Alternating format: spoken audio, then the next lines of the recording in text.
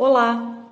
Vocês ouviram dizer de um caso que aconteceu lá em Uberaba, Minas Gerais, de uma mulher que adquiriu um terreno de um homem, tudo pelo aplicativo WhatsApp? Pois bem, ela efetuou o pagamento por esse imóvel. Quando ela foi requerer deste homem que lavrasse a escritura pública em favor dela, ele se negou e ela ficou inconformada e por isso ela se socorreu do Poder Judiciário.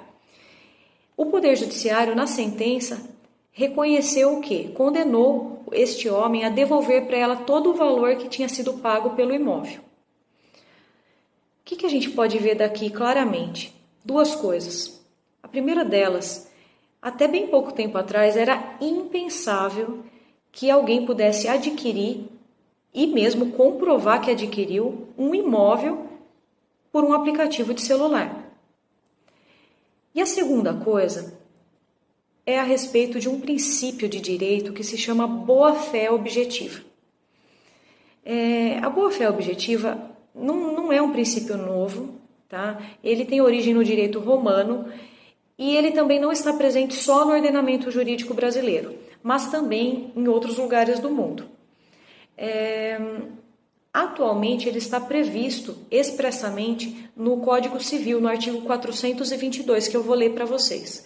Diz assim: os contratantes são obrigados a guardar, assim na conclusão do contrato como em sua execução, os princípios de probidade e boa-fé.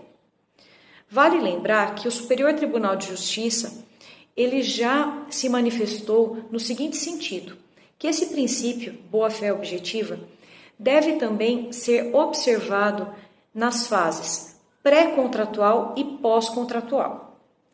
Tá bom, Clarissa, mas o que é isso? Boa-fé objetiva. Em contraposição à boa-fé subjetiva, ou seja, que o próprio nome já diz o que significa, a boa-fé subjetiva consiste no quê? Num estado de espírito, num estado de consciência, né?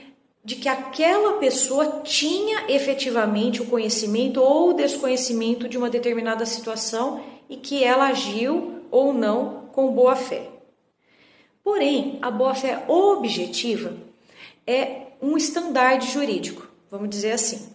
Ela é um parâmetro de comportamento, né? Ela tem como paradigma o comportamento do homem médio daquela sociedade, né? Então, as atitudes daqueles contratantes, quando elas são levadas ao juiz para dizer se houve boa-fé das partes ou não, essas atitudes, elas são, as atitudes que eu digo são tanto as positivas como as negativas. O que é isso? Tanto as ações como as omissões, se a pessoa escondeu alguma coisa na negociação. Elas são valoradas de acordo com a lealdade, probidade e honestidade, de acordo com o paradigma do comportamento do homem médio, volto a dizer.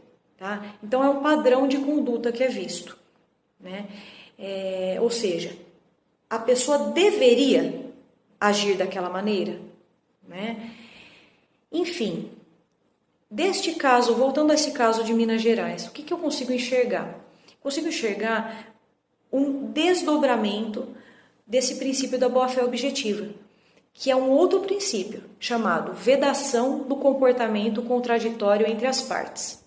Ou seja, este homem que vendeu este terreno pelo WhatsApp, o juiz avaliou o quê? Ele vendeu mesmo? Ele era o dono para vender? Sim. E ele recebeu o preço? Sim, recebeu. Então, ele tem o dever do quê? De lavrar a escritura em favor da compradora. Se ele não fizer isso, a má-fé dele não pode ser privilegiada. Portanto, ele foi condenado a devolver o valor que ele havia recebido pelo imóvel.